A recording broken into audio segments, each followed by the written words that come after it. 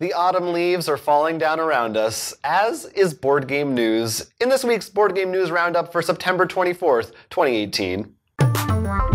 The Magic World Championship started recently, but the hot news from it isn't who's winning and losing, but who decided to not play. Jerry Thompson, one of the big pro Magic players, actually announced the day of he will not be taking part in the tournament, which he was already registered to do so, because he's having some big issues with how Wizards of the Coast is handling Magic the Gathering pro players. He had pretty much a sort of list of demands. We'll sort of glance through it, but we'll put a link down below if you want to read in more detail straight from him, so you can hear right out the horse's mouth. But pretty much he's saying Magic players aren't getting paid, though he admits pro players aren't. He admits that's sort of like the least of his concerns of all of them. The communication's really poor. He mentioned a situation where a player wasn't told very well that he couldn't bring a +1 unless they sent out an extra form, so his girlfriend wasn't able to join him. They don't pay for any of the airlines or hotels for a lot of these big players. A lot of Magic players don't even know these pro players. When you think of like other pro sports, you can probably name a lot of pro players there compared to Magic pro players. As well as some players who have been caught for cheating are still being allowed in to play, which, sort of sends a precedent of what happens if you get punished getting caught. Obviously the first thing in mind to compare to would be, as I just said, pro sports like, football, like basketball, baseball, but also esports, which are becoming a bigger thing. And I think it's things like this, we do have to start bringing these things into conversation. Like my brother, who's much bigger into Magic, I had a good hour talk with him because I was picking him up from the airport, so it worked very well. But about like this and what it means and stuff and comparing them, like when you think of the NHL, any of those big sports games, they don't make their money like selling a lot of, I need to get the next hockey stick or the next puck. You think because they sell jerseys with pro names on it, like the pro players are their bread and butter, I feel. Mm-hmm. Yeah, but with Magic, they're like, no, they're selling packs of cards. So that's a very interesting thing. Like, right. The pro players are there to advertise the game, whereas baseball is not an advertisement for baseball. Yeah. They don't care if you're playing baseball. But I do understand because, like, as a pro player, a lot of these things are expensive to fly around. And of course, I forgot one of his other major points was that it's becoming harder to qualify. And that's just in America. Like, most of the qualification tournaments are in America. So if you're not in America, tough luck, which makes no sense because Magic you can buy packs everywhere at this point, and which is pretty crazy for some certain locations. Like, I'm not saying that America doesn't deserve to have the representation there, but, that's another big issue. I think this is very interesting. I think it's a good thing that he's speaking out like this and making this stand. As far as I know, no other players have backed him up, right? Like nobody else. I haven't seen anyone in the comments. I think, but most of the comments I have, at least from other pro players, most of the comments I've seen have been very positive for him. Right. I think probably because the community. Yes, because I think he handled it well. He chose the day of, first of all, because obviously that way they couldn't replace very easily. So at least it was effective strategy. He personally posted, as I said earlier, all his reasoning as well as anecdotes of why, and heavily explaining himself, which is very nice. He's not just like a small tweet or something, nice big Reddit post. Oh yeah. And then he also apologized to like all the judges and stuff there. He's like, I know I'm causing you a lot of trouble. It's not your fault. Did you see Wizards of the Coast? They actually put out a response. Yeah, they had like a response, but it's like it was like a paragraph. But one of their things was, I think it's mostly just like lip service, but they were like, you address a lot of things that we're working on ourselves and stuff like that. It was pretty basic and boring. I don't think Wizards of the Coast is in a lot of. I think they definitely have some poor business practices in general. I'm sure there's like great people over there, but clearly there's some problems, some monkeys in the works, some wrenches. I don't know how that phrase goes. I think one of the things they have to do though, if they say they're in the works with this stuff, is they just like this pro player literally listed out everything. They have to be like, all right, show some action. And well, not even just show action. talk about it. Well, I feel like it's the other way around. Not just talk about it, do it. I mean, yeah, but they don't even talk about what they're doing behind the scenes. Like, no one knew they're doing all that stuff. Transparency would be good. It's always an appreciated thing. I think it's really interesting because I think for myself, as someone, I mean, even as someone who doesn't play Magic, but I think even people who do play Magic, the idea of especially paying pro players, which makes sense. I mean, all other players get paid, but it's something I just never even thought about because in my head, I don't. It's almost like a self-deprecating thing where I'm like, well, we're not a real sport, right? I think so part of the we don't reason deserve what's it. interesting, because I was talking about this with my brother, because even esports, when you think of a team, they're sponsored by a company that's not like League of Legends. It's not Riot sponsoring them. Yeah. And the pro players, I think there's like maybe a handful at most. Granted, that probably not that many pro players, but like a very small number that might be by like Fireball, I think is the name, as one Magic site, as well as Star City, like maybe all Star City Games. But like that's it. It's not like nearly as like, oh, there's the Asmodee sponsored players or something. There's the Tylenol player. Which is another interesting thing. Maybe that's like something we should get worked into. I stand behind this guy, Jerry Thompson. I think this is a good thing that he's doing. I think it's a brave thing to be doing. He's sacrificing money by doing this. I mean, straight up, and time, and probably a lot of effort and preparation that went into this beforehand.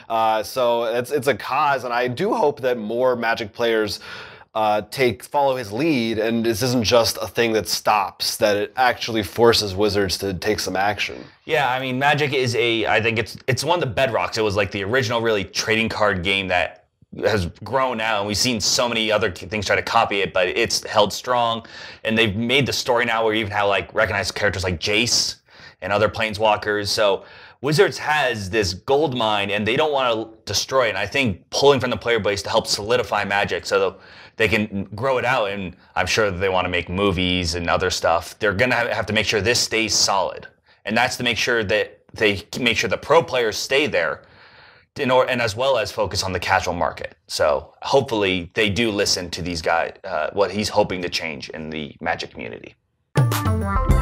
Tabletopia, the digital board game simulator that is available on multiple platforms, has been released on yet another this week for Android devices. So whether you have an Android tablet or an Android phone, you can now go on to the Google Play Store and download the Tabletopia app for free and play a bunch of those games right on your phone, including whatever features they had on the other versions, fully compatible with your username, games you've purchased, online play, pass and play, etc.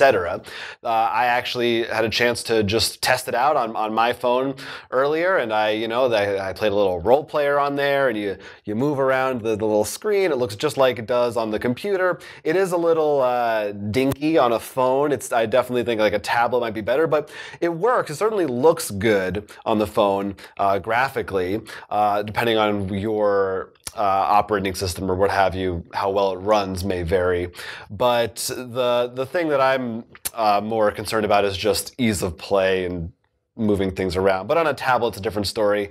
But it's cool that it's available on a new platform and all that. We've done Tabletopia, we've done Tabletop Simulator. Tabletopia is definitely, I think, it feels more polished to me in its presentation, whereas Tabletop Simulator is just cool because it has VR, and I like that.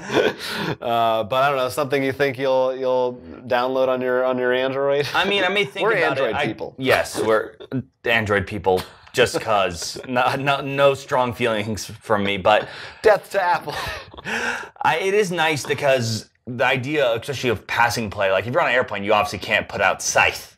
But being able to maybe like pass a phone around or a tablet, which would obviously, as you said, would be probably the optimal choice. Yeah, which is one of the reasons why we've been in our. I think it was last week we talked about how we were excited with all the Switch game titles being announced. Yeah, because that's also I think the perfect size too. Yeah, the tablet is a great way to do it. They have a bunch of cool free games that you can just go in there and download and play. Like you mentioned Scythe, they have My Little Scythe is on there, so, and you can just try that out, which is really neat. Role player, like I said, a bunch of ones I'd never even tried before. It is a really great way to check those games out. And also for Kickstarters, it's cool because a lot of Kickstarters will put a version on there so you can preview the game before you back it. So if you're an Androider, check it out. Cryptozoic has announced a new expansion for the ever-growing DC deck-building game, this time based on the new animated film Batman Ninja. In the film, Batman goes to sort of feudal times to fight some of his classic villains in more of a samurai ninja look, so you'll be doing the same. Except in this expansion, the villains will actually form a giant living castle at the end that you'll have to beat. The back of the card sort of Voltron together to form this giant castle with Joker forming the head, of course. And so the way you actually win these cards, instead of adding them to your deck like all the other big supervillains, you'll actually have to add a card from the lineup to sort of, I guess, like a capture pile almost. And if you beat them, you get all the cards that they've taken. This definitely sounds a little interesting in that fact. The way that they announced how the way it captures it sort of reminds me actually from the Naruto deck building game. Oh, did it have? Well, when you played cards on yourself, your card had matching colors around it, so you tried to match those. So it's like, we're going to just take that and just bring that over. This is definitely, I haven't seen the movie, but I've heard good things about it. I mean, it sure looks cool. It's definitely an interesting one. It's a very weird concept. Does this happen in the movie? Do they form a castle? I assume. I mean, I don't think they made up like, let's just do the castle. So spoilers, sorry. That's weird. By the way, also new keyword, of course, all these crossover packs, which is something I'm very hit and miss about because they're so small, it's sort of hard to deal with. Ninjutsu, we'll see what that is to help the heroes out. But it's definitely an interesting thing, and I almost feel like the movies, the anime, we actually talked about this, not related to the DC deck building game. In general, DC, when it comes to their animated movies, they're definitely better than their live action. Yeah, that is true. So they should start pulling from those more. Right now, my box is pretty full. For all the stuff. I think there's a way I can reduce it. That's why these small packs are good. It's not as much. No, like, I don't know if I can fit a small pack. And I don't even have the big cards in there. So, but I might be a way to mess around with that. But if you are a fan of that, hopefully very soon, I need to do a bit more play testing on it. I'm going to actually have one of our own lists of my top expansions, ranking all the DC deck building expansions, both the base, Crisis, and all those fun little crossovers. So you can find out which ones you should buy first. This probably won't be on the list though, because this won't come out until apparently Q1 of 2019, which of course can always get pushed or pulled depending on what happens. New tabletop game releases this week. We've got Legendary Encounters, the X-Files deck building game, the newest entry in the Legendary series based on, the X-Files. Then there's a couple new D&D books. First, it's the Waterdeep Dragon Heist, so you can get that next part of the campaign with heists, because that's cool. There's also a special limited edition of the recently released Mordenkainen's Tome of Foes, excuse me. And this is got a special new cover, some new artwork, so if you're kind of a collector, you might want to look out for that. And another RPG is Kids on Bikes from Renegade Games, which is a cool little RPG sort of set in a Stranger Things-esque kind of Amblin 80s style where you're kids on bikes. In addition, we have Dinosaur Tea Party being brought back to life by Restoration Games, as well as Scarabia. And we have the Dark Souls expansions. There's a lot because this is sort of the second wave. If you back the Kickstarter, you know what I'm talking about because this game, it's been a while, I think, since the base came out. Aren't there still people who don't have these from Kickstarter?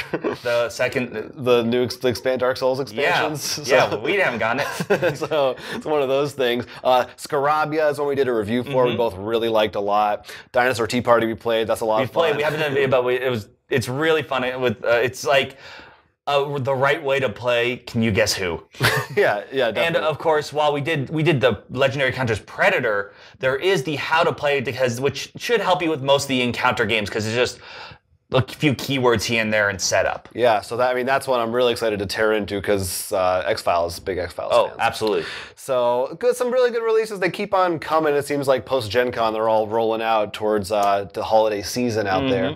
But, Otherwise, that's it. There wasn't honestly a whole lot to talk about this week. There's also one thing we didn't mention is they announced a new expansion for Feast of Odin, which is really exciting for some people, but we haven't gotten around to playing it, so we just can't really comment on it too much. But I hear good things. People seem to be excited for it. So let us know if you're one of those people. Let us know if you are interested in any of this, if you agree or disagree with our thoughts on the Magic tournament scene. That's really heated stuff. Leave a comment right down below. While you're there, you can follow us on all our other social media, Instagram, Facebook, etc. And I think that's going to do it. Yes, so until then, I'm Will. I'm Jonathan. And this has been Roll for Crit.